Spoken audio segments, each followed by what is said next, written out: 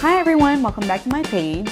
So I spent the weekend traveling to New Jersey to surprise my aunt for her 60th birthday, and I took my 7-month-old with me, so I decided to grab a snack from home to bring with me on the plane ride basically. So I grabbed an apple and I put it in my purse, and I didn't really secure it as well as I should. So during the TSA process, my apple kind of fell in the x-ray machine, and the TSA agent grabbed the apple and was like, do you want to keep this or do you want to throw it away? And I looked at him like, yeah, I want to throw that away. I'm not going to eat that. And so I moved along to the next TSA agent who was checking my stroller, and she was like, it's a good thing you threw away that apple because the floors are so filthy here. I've seen all sorts of things happen, and when the cleaning crew comes, they bring filthy mops to clean up the floor. And I've seen mothers who grab pacifiers from the floor, pop it in their mouth, thinking they're cleaning it. I don't even know why people do that. To put it back in the baby's mouth. It was just all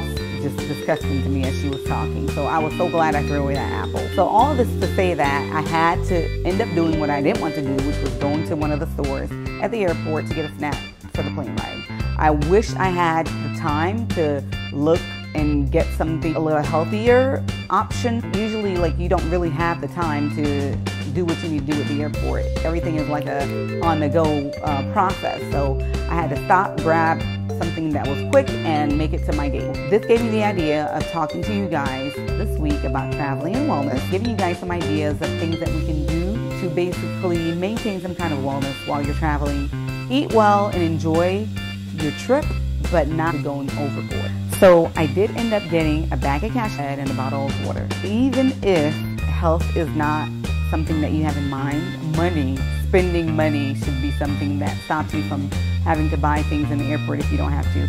I spent about $9 just on that little bag of cashews and a bottle of water. So as you can see on the back of this nutrition fact, it says 3 servings at the top. That means that everything below that serving size is multiplied by 3. This whole little bag of cashews had 450 calories in it total, about 12 grams of protein, 33 grams of carbohydrates, and 36 grams of fat in it. This is to tell you that you need to be mindful. Just because the nuts are healthy, I know nuts are healthy, but you gotta be mindful of the amount of nuts that you're consuming versus based on that serving size, because those serving sizes can add up calorically, and before you know it, you consume so much that you're close to what your daily intake is. So another option is utilizing the restaurants that are throughout the airport, but I don't know if you guys have seen any of the foods that are being served at most of the restaurants that are in the airport. They look pretty fatty and pretty unhealthy. If you have the time, most of us don't, if you have the time to go and sit down or pick up something from the airport, you're gonna be able to utilize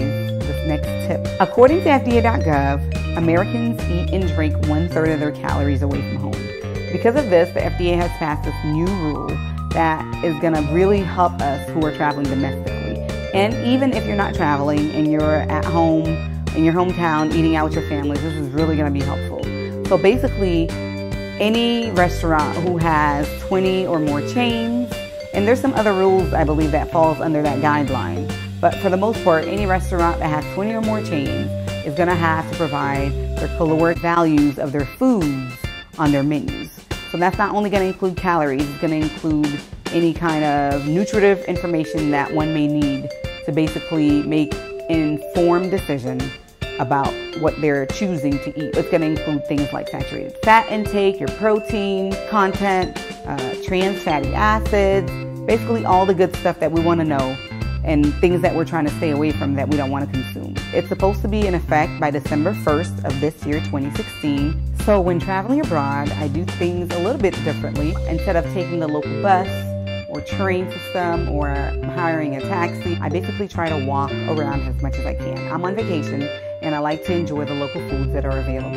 And I don't want to have to wash everything that I'm eating. What I do is burn more calories than I'm eating by walking around. And it usually works for me. You know, I've gone to Europe and I come back and I haven't had any kind of changes in my weight because I've walked around most of the time and I've eaten just about everything that is available that I want to eat. But I'm walking around instead of taking the train or the bus, so that way I'm burning more than I'm consuming, or I'm burning as much as I'm consuming, so that way things level out and it's balanced.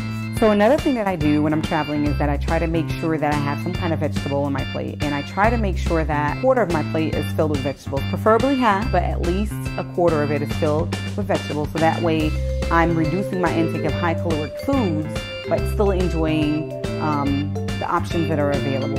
And yes, of course, I do have dessert. Whenever the dessert is an option that I can eat, I go for it. You know, I have dietary restrictions due to my allergies, and I'm not able to eat everything. This cookie butter pie right here that I was able to eat in New Jersey was to die for, and I was so happy to be able to find something that I could eat, and I went for it. I mean, why not? Life is short. I'm not telling you not to enjoy your travels.